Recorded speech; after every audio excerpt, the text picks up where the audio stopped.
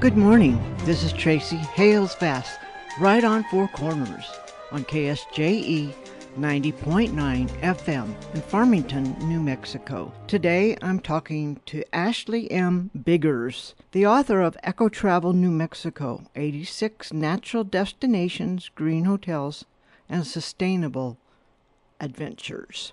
Hi Ashley, how are you today? I'm doing well, thank you. Thanks so much for having me. Well, I have to say I really enjoyed your book. It's going to be one that's going to get real raggedy. I love to hear that. When people come up at book signings and have dog-eared copies of my books, they always apologize. But I love to see that. That's the best thing I could possibly ask for. Well, it's one you throw in your backpack, put in the car, and take with you wherever you go around New Mexico. That's my hope, yes. Yeah. So tell the audience a little bit what the book is.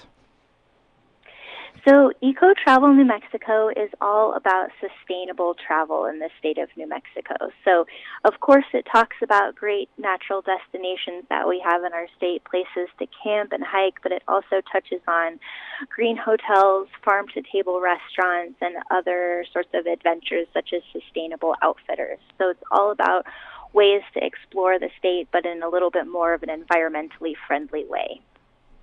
And I love the way you have it organized. I mean, you have sections that are by city, but you also have like itineraries for suggested travels. Yes, so the book is kind of organized in two different ways. It's grouped geographically, and then I also divided it up into 6 different categories, such as the ones I just mentioned, like greens hotels or farm-to-table restaurants. But then I wanted people to be able to build itineraries for northern New Mexico or southern New Mexico or anywhere in between so that you can really have an entire vacation traveling in this way.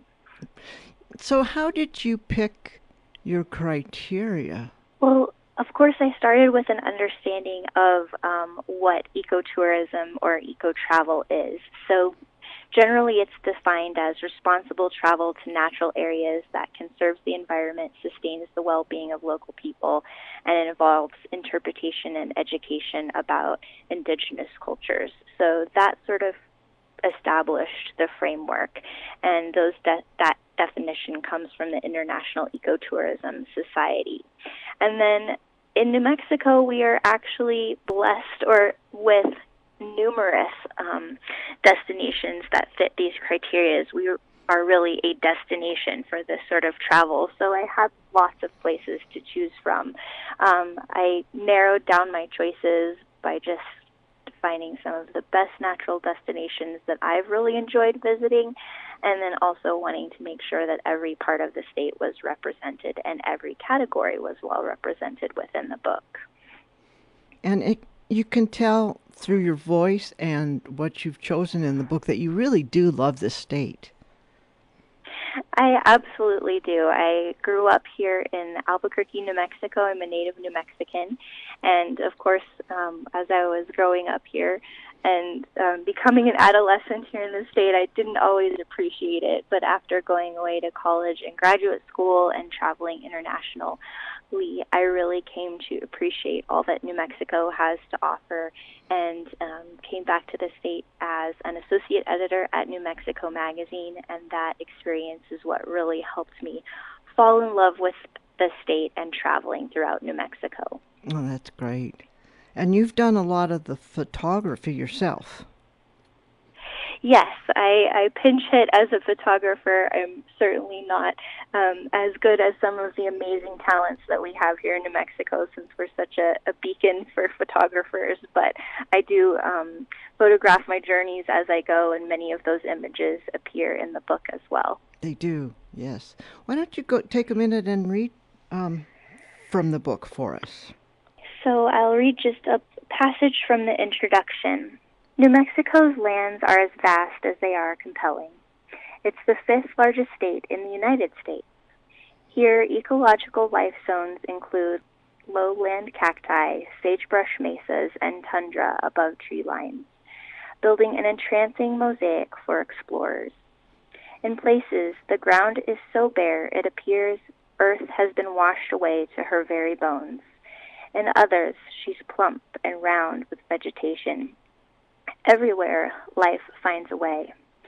Sometimes it grips with sinewy toughness, sometimes it flourishes, but always it prevails in perfect adaptation to desert or woodland. The landscape's openness should possibility, which matches the ineffable spirit of those who live and travel here.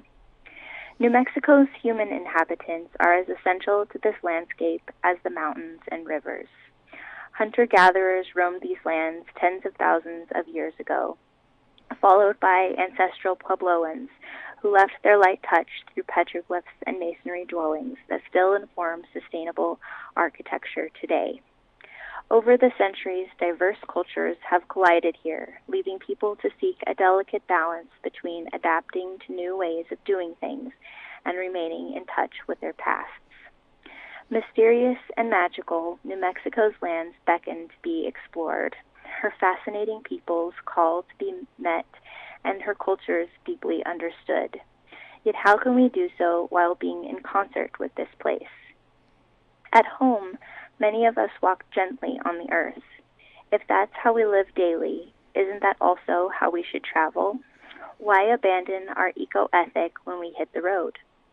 Why not roll up these values in our backpacks and let them become how we move through the world?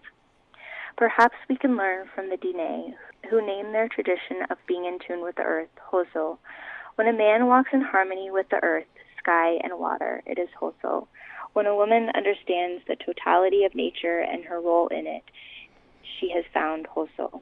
When the word is translated loosely as beauty, it more closely describes wholeness and presence.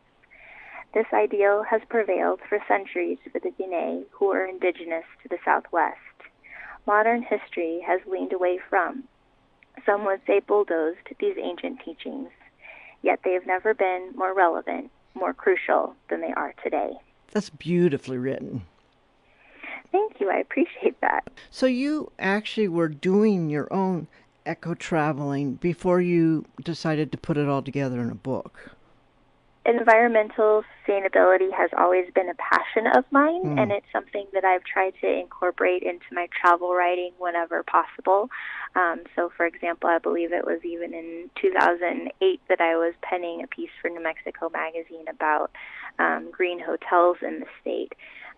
So I've always looked for opportunities to travel that way and also to share my experiences. And so it was much to my delight that University of New Mexico Press wanted to invest in an entire book that would allow people to travel in this manner. And what's your next project? My publisher always asks that as well. Right in the midst of marketing one book, they'll ask, now, what are you working on next? I have another title out with a different publisher, Reedy Press, that's called 100 Things to Do in Albuquerque Before You Die, that really focuses on bucket list experiences in the city of Albuquerque. So the project that I'm working on right now is actually a little bit of a follow-up to that book, and it's called Secret Albuquerque. So it is delving into the really off-the-beaten paths. How fun. Destinations in Albuquerque. So that's what I'm working on right now, which is a little bit of a different kind of project than EcoTravel New Mexico. Mm-hmm.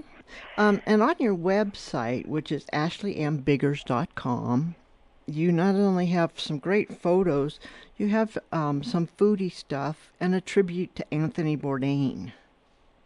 Well, I was actually invited to contribute to Explore Parts Unknown after Anthony Bourdain's passing. So they are, the website was started in conjunction with his TV series, of course, but now they're kind of building out the site a little bit more to make it an evergreen site and kind of a lasting legacy to his work. So for each of the destinations that were featured on his show, they're asking authors from that area to pen pieces that are sort of companions to the episode.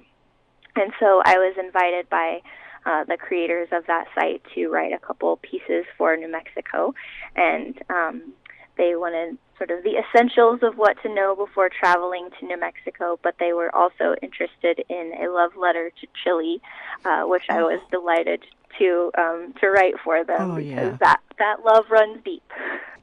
That's part of being a New Mexican. Exactly. So this Know Before You Go New Mexico you wrote that? Yes, it was quite the feat having to represent the entire state to people who have never been here before, but I hope I was up to the task. I think so. I think you're well qualified. Have you stayed at all these places yourself? Yes, I stayed at all of the hotels and destinations that were featured in the book. And what happened the times that you stayed at a place and then found that it did not fit your qualifications? So only things that fit my qualifications are included in the book. If they didn't make the cut, then they just aren't featured there. Of course, I do extensive research before visiting a place, so when I get there, I have a pretty good sense of whether they're going to meet the criteria or not. Right. But also, my experience while there informs whether I include places or not, because if I wouldn't recommend it to a friend, then I wouldn't recommend it to a reader. And so if a place isn't up to snuff or I don't have a good experience, then I don't include it in the book. Some of your specific criteria, you explain what is EcoTravel and your selection process. Talk about that for a minute. You know, we discussed sort of the general idea of ecotourism, but there are a few principles that we kind of can look to in terms of criteria about whether something qualifies as ecotourism or not. Mm-hmm. So, for example, we look at whether places are minimizing their physical impacts, whether they're building environmental and cultural awareness and respect, whether they're providing direct financial benefit for conservation. So some places will take a portion of their proceeds and invest it back into nonprofit entities that are doing that conservation work. Also that they provide direct financial benefit for local people and private industry, because a lot of chain hotels and chain travel destinations don't do that. We also want to look for whether they're, really providing a memorable interpretive experience to the visitor, and if they're really educating them about that place, whether it's geological history, cultural history, things of that nature. And when we're looking at green hotels, for example, we want to look for whether the destination is designed and constructed to operate in a low impact way. So those are just some general ideas. What is your favorite destination within New Mexico? That's always so hard for a couple of reasons. One, because generally when I write about places, I really enjoy them. And, I don't, like a good parent, I don't want to show favoritism to any of my little children that I write about. Mm-hmm. I also have favorites for different kinds of things. Mm-hmm. So in terms of sort of marquee attractions that are part of our state that are also included in the book are destinations like White Sands and Mm-hmm. Carlsbad Caverns. And over my life in New Mexico, I've probably been to each of those places a half dozen times. And those are destinations that are just so marvelous and, naturally majestic that every time I go, I'm impressed again. And every time I go, I find out something new about that place, or a new way to experience it, or a new way to appreciate it. And so those are destinations that I keep going back to time and again and continue to be impressed. In terms of more off-the-beaten path destinations, for example, one cultural area that I highlight in the book is the Pouilly Cliffs. And I think oftentimes places like Bandelier or the Gila cliff dwellings get more top billing just because they're a little bit easier to get to and are on more well-trodden paths. But Pouilly is very similar in that they are cliff dwellings, but what's something that is really unique and that merits special attention in this book is that the cliffs are owned by the Santa Clara Pueblo, which are the people who are the descendants of those who originally lived at the Pouilly Cliffs. So while the U.S. government oversees these other areas, this is an area that's been kept and maintained by the people who, are descended by those who lived there. And when you get to take a tour of the cliffs, you're getting led around by a Santa Clara Pueblo member. And so you're really able to get their perspective about their personal history and connection. I was on a tour one time with a guide who was able to point up and at a petroglyph that was etched in the rock of a specific clan and say, those are my people. That's my clan. My people lived here. So that's a really unique and special experience. And then they're also able to share elements of their culture as you're touring around. And so that's an area that's one of my favorites, but is a little bit lesser known. So as an eco-minded person and a writer and an advocate of the green living, what are you doing and encouraging people to do to fight some of the things that are happening these days, especially in New Mexico? Well, a few things. I mean, first of all, I think it always begins with personal choice, and that, at the end of the day, many things are out of our control in terms of what happens politically and environmentally in this world, but the one thing we can control is our own choices. And so, at home, that has to do everything with, reducing what you use to recycling what you do use, and composting and using environmentally friendly cleaning products and things of that nature. And so all those little choices can add up to something really great. And then, people talk about, well, if you want to be really environmentally sustainable, then you'd probably never go anywhere or do anything, because by driving somewhere in your car to travel, you're expending fossil fuels, or even, more so if you travel by plane. And I certainly recognize that those are expenditures of our resources, but I really look at environmental travel as a balancing act of environmental stewardship and conservation, with also developing an affinity for places. Because by going to natural destinations, we really understand them more and we really connect with that place. And therefore, we also probably want to defend that place and make sure that it stays in its original and pristine place. And so while I understand that, some people may look at travel as a drawback, I really look at it as a benefit, because it helps us understand and connect with the world that we live in. We're probably going to travel anyway, and so if we're going to do that, then let's do that in a thoughtful manner. I like the way that you have spoken about that in part of the introduction, the balancing act. I think that's excellent, because it's such a conflict. Do we burn fossil fuels or do we just stay home? Right. And I think, the moment that you restrain people and tell them that they can't do something, that's when you start pressing against that boundary. And so I encourage people to travel and to explore, but to do so in hopefully a thoughtful manner. Exactly. And going back to the choices that we make at home, we can control the choices that we make on the road by, when I travel, I always buy carbon offsets for all of my plane and car travel. And so that's something simple that we can do that hopefully in the grand scheme of things makes a small difference. Each small difference adds up to a big difference. That's the hope. Right. And I think a lot of times, with the dire information that we hear on the news, which is very serious and very alarming, that a lot of times I react to it with a state of paralysis of the problem is so big that we just don't know how to solve it, and so therefore we do nothing, or we feel like whatever we're going to do is never going to make an impact. Right. And I think that paralysis can be a real problem. And so I always tell people, take a small action, even if that's all you can do, because those actions do add up.